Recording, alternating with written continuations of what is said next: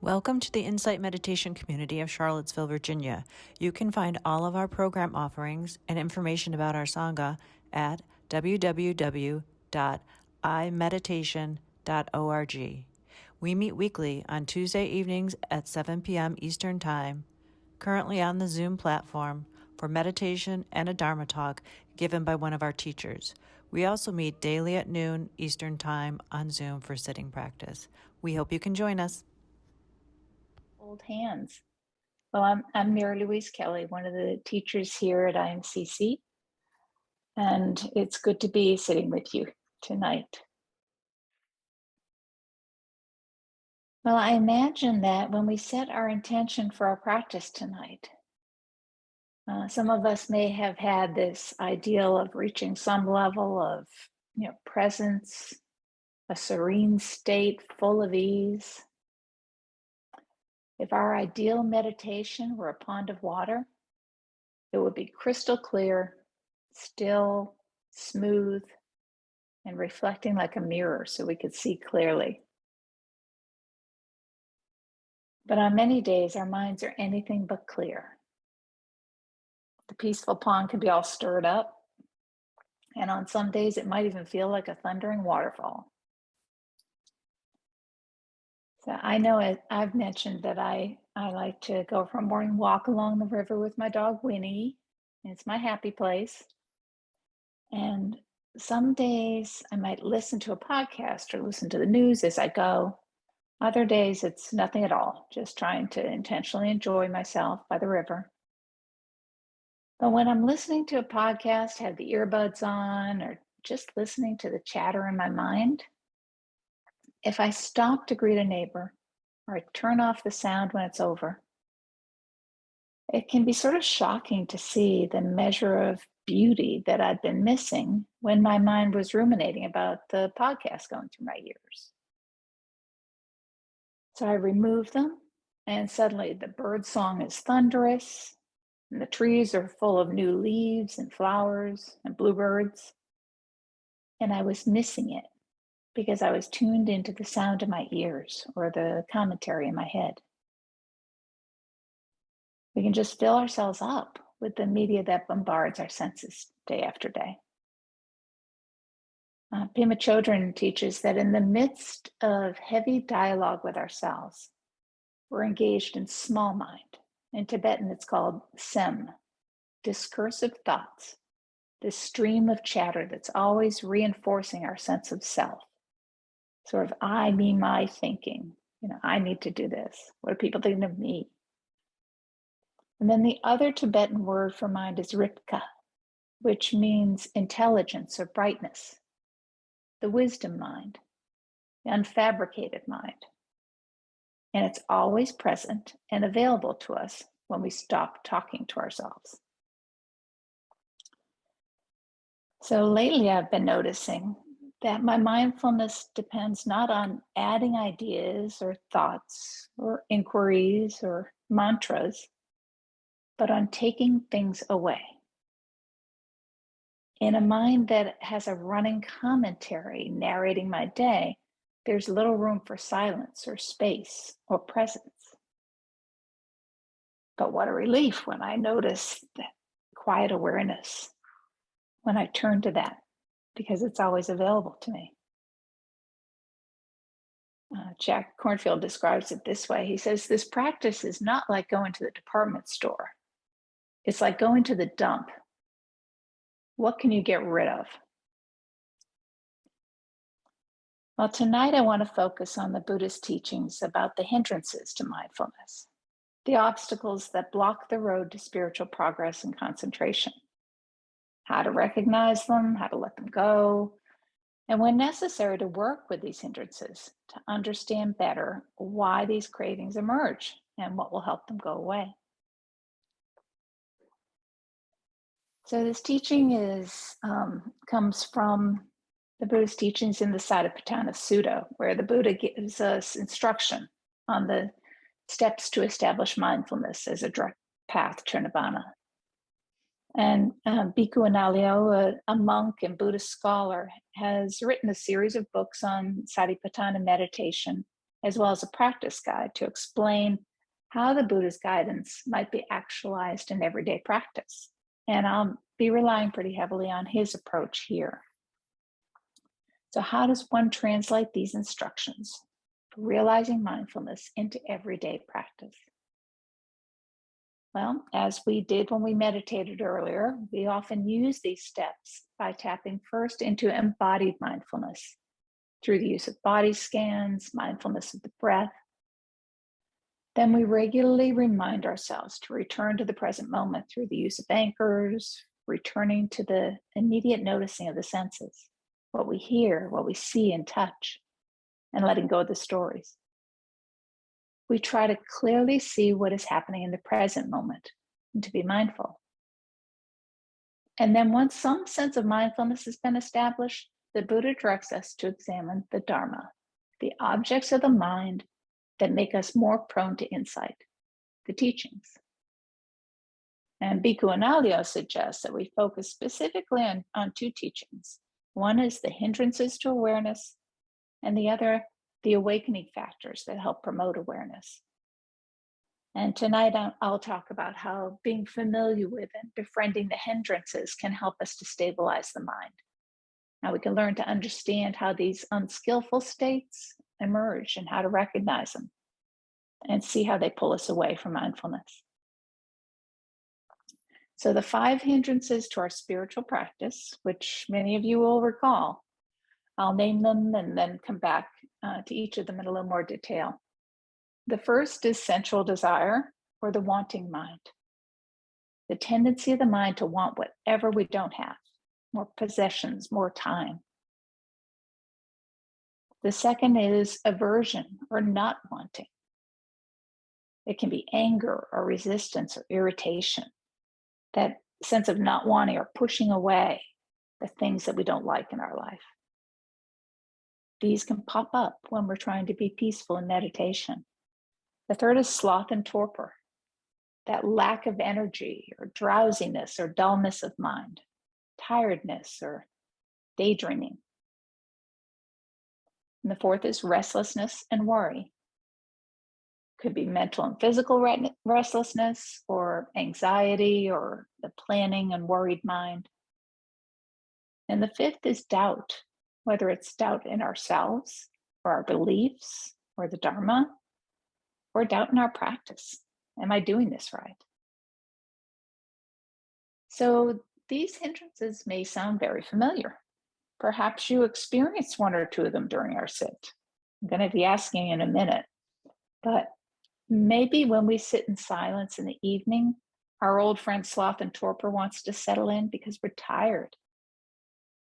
Or perhaps you tend toward restlessness and distraction when you try to settle. And it can change from day to day.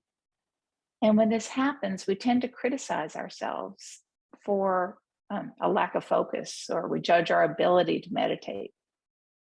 And when we have frequent visitors like this, sometimes we just want to give up. But I'm curious and want to ask, so we're going to do a little informal poll here. Which of the hindrances is a frequent visitor for you?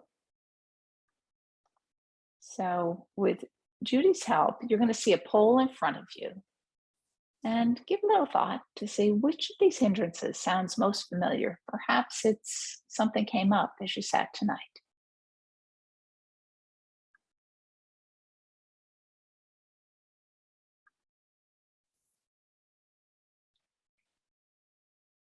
And if we each submit our favorite hindrance, our hindrance, in a few moments we'll see a poll to see if, which ones are most common, perhaps. For those who are sitting together, you may have to compromise.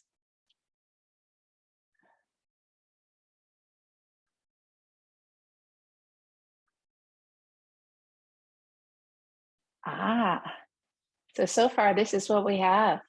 A lot of restlessness and worry in this crowd. A lot of very busy minds. Some of us will recognize ourselves in these responses. For others, aversion and not wanting is a big deal.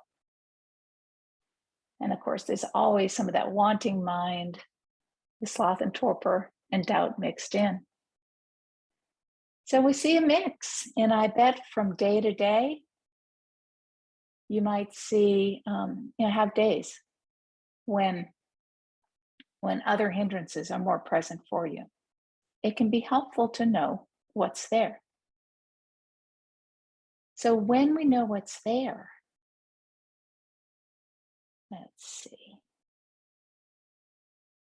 we can notice what conditions are around when these are likely to arise. When I sit at night, am I too sleepy? For me, I've made a personal choice to sit earlier in the day. But we can also learn what we can do, what antidotes help us clear our mind of these hindrances and prevent them from returning in the future. I talked about Bikkhu Analayo, and he's famous as a researcher of early Buddhism, and he's a teacher, and he's an author who's written so many books. People have asked him how he can be so productive. How can you write more books than I have time to read? And his answer was, I attend to the hindrances. When I sit down to work, I see if any of the hindrances are present. And if they are, I attend to them. I see what's needed. And then when my mind is clear of the hindrances, I turn my attention to my work.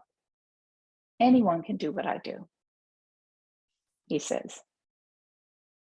And sometimes just attending to the hindrances and becoming aware that they're present can be enough to dispel them.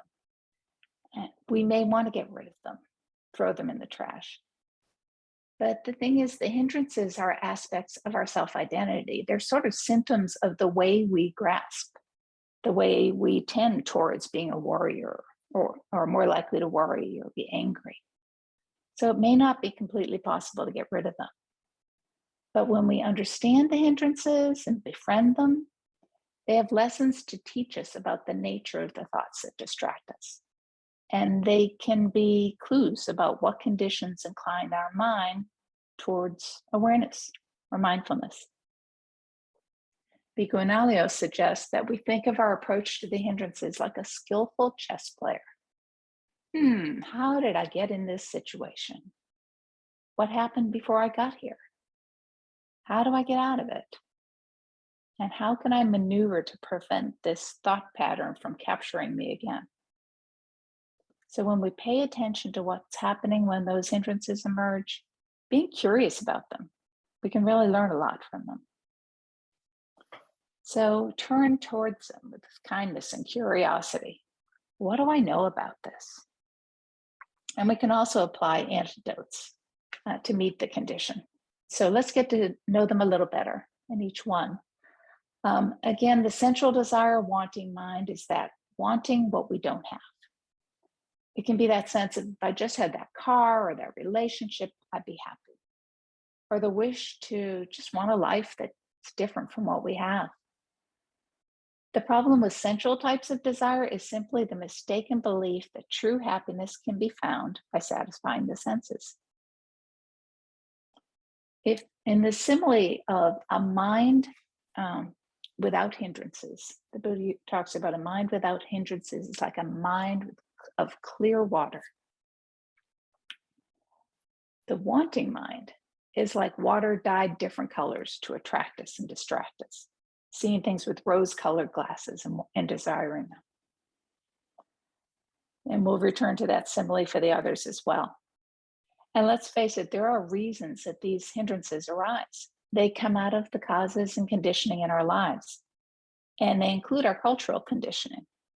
So many of us have been raised to believe that success means financial success, acquiring things.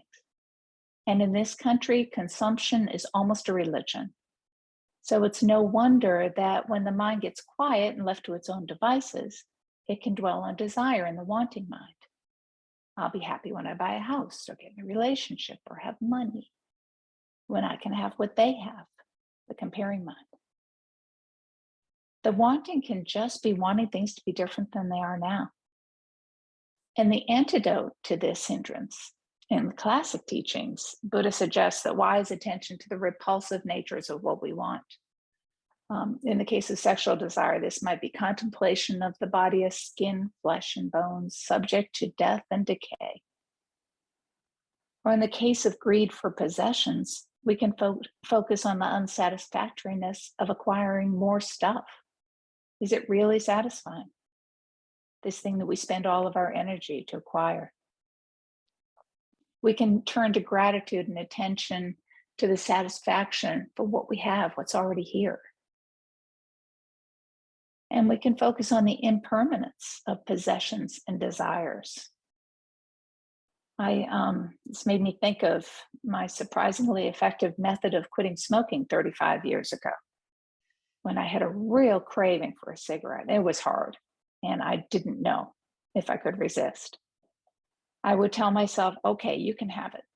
In 5 minutes, if you still really want it, you can have it. And sure enough, that wish, that craving for that cigarette passed. 35 years later, is much past. These cravings, these desires tend to be impermanent. And remembering that can be helpful. All right, and then back to the second hindrance of aversion, or not wanting mind. Now remember, this can be anger at others, can be anger at yourself. And we can feel the suffering that it causes. This sense of trying to get rid of what's uncomfortable for us, not being able to live with the way things are. There's a pushing away, not wanting things in our life.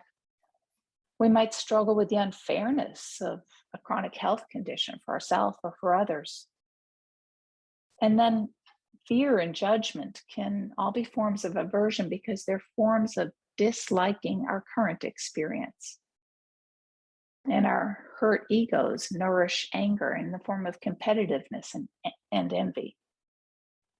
So in the simile of mindfulness like clear water, aversion is water boiling in anger and dissatisfaction. It's all stirred up, boiling to hurt you and me.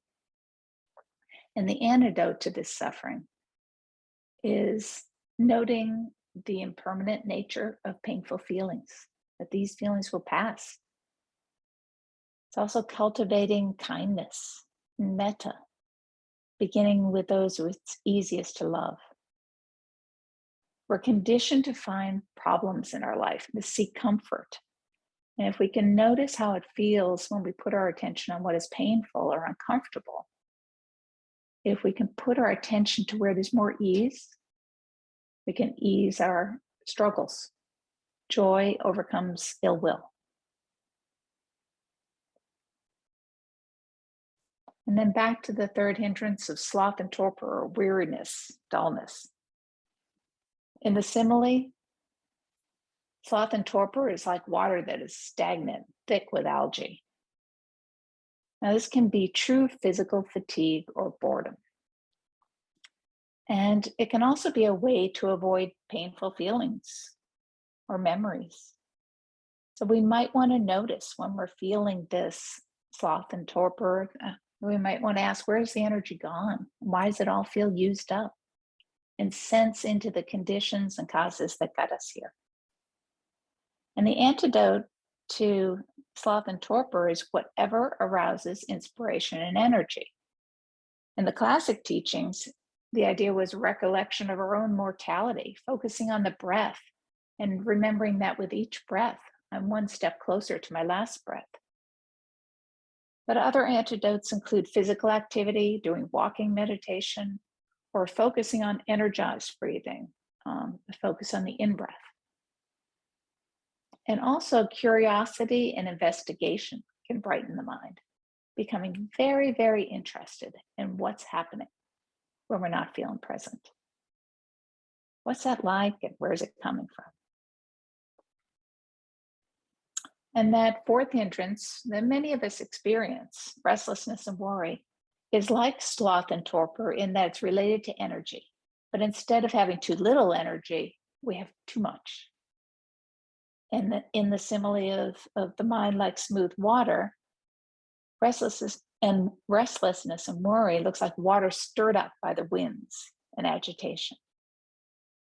Now, this could be mental or physical restlessness. And restlessness includes an insatiable craving for new experience, like picking up our cell phone and scrolling through, trying to keep ourselves busy. It may feel like planning energy or worry or anxiety. And we can name it. Yeah, planning again, and feel that leaning in energy. When we get quiet, the unfinished business in our lives can tend to arise, and it feels as though we should be doing something. And it might bring to mind emotions that we don't really want to experience. And with feelings, the way to get to them is through them. So we might ask, how can I work with this worry energy in a skillful way? What else is here? How do I feel this in my body? Can we notice what might be the underlying emotion or grief or anxiety, insecurity? And can we attend to it? So the antidote to this hindrance is anything that calms the mind, tuning into the stillness of the breath, noticing joy in the present moment, and resting in whole body awareness. And finally, doubt. In our simile of clear water, well, doubt is the muddy water. It's so thick we can't see our way out. It can look like indecision or inadequacy, this sense of I'm not good enough. It can be doubting the practice or our teachers or our own capacity. And some of these doubts need to be set aside, and we might want to think about them at a later time if it's some fundamental doubts about the teachings. But if it's just doubts about how to proceed in our practice, then the antidote is try to become our own guide.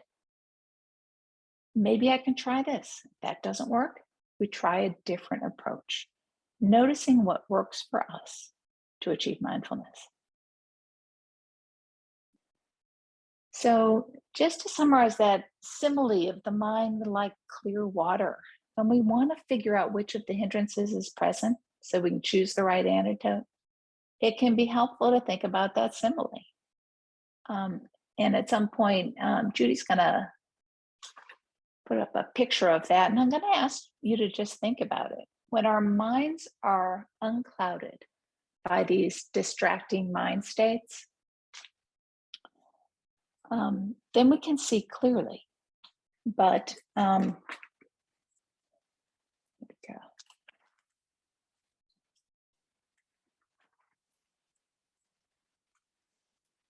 So each of these hindrances has a way of disturbing things so that we can't quite see clearly.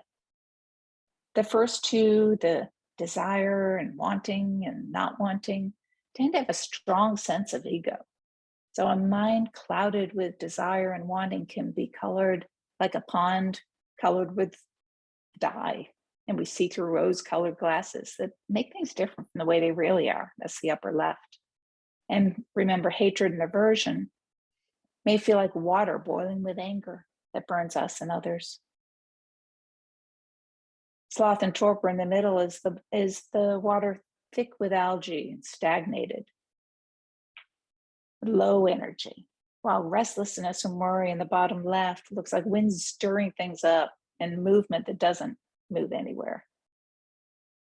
And finally, doubt is in the lower right. The mind is muddy and we can't see our way clearly out.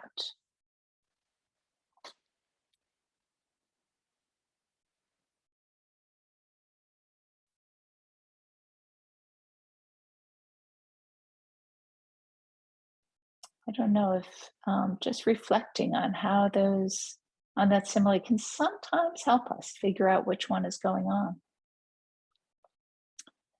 And when we become familiar with our hindrances, the ones that seem to occur most, we may just start to notice, oh, there's that self-critic. Perhaps it has a name, Debbie Downer or Mom. And we can just meet it with kindness and become familiar and greet it. We can acknowledge it and perhaps watch it subside or apply an antidote. But if that doesn't suffice, we might investigate and recognize and name what's happening, sense it in the body, and try to let go of thinking about it and really make contact in our heart and our body. Hold it kindly and get to know it. We might start to understand the belief structures that cause this distraction. Notice our habitual coping strategies. There might be a story that we attach to it. You can be the witness. You can drop beneath it and ask, is there something deeper that needs attention and compassion? And you can mindfully return to these recurring thoughts with an intention to investigate when the time is right and when you're well resourced. All of this, what we see in the mind when the mind isn't on the breath, is the wisdom that our body mind's trying to share with us. And I want to share the wisdom of a couple of teachers. Ajahn Teradamo says, when we become more open to the hindrances at the energy level, we begin to see them quite differently. What before were hindrances, something to be concerned or disturbed about, are now fertilizer for wisdom. The way to awakening is through the hindrances, not by fighting against them. That's what awakening to the real truth or reality is. Seeing things as they really are, free from self-delusions. And then returning to the simile of the mind like crystal clear water. Thai Forest Master Ajahn Chah says, try to be mindful and let things take their course. Then your mind will become still in any surroundings like a still forest pool. All kinds of wonderful animals will come to drink at the pool, and you will clearly see the nature of things. You will see many strange and wonderful things come and go, but you will be still. This is the happiness of the Buddha.